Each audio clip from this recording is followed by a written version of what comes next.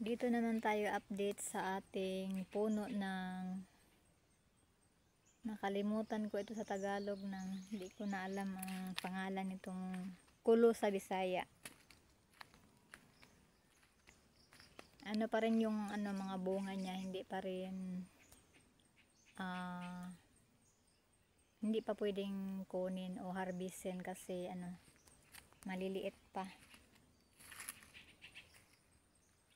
Tapos marami siyang mga bunga na nalalaglag na hindi pa pwedeng makain kasi nga pa siya,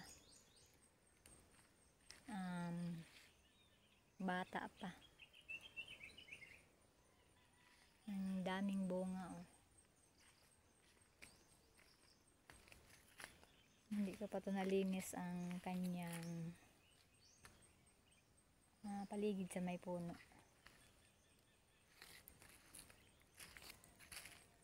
Maraming nalalaglag na mga bunga, sayang nga dami pa namang bunga. Sana nga lang hindi na malaglag yun. Yun lang update ko sa puno ng kulo.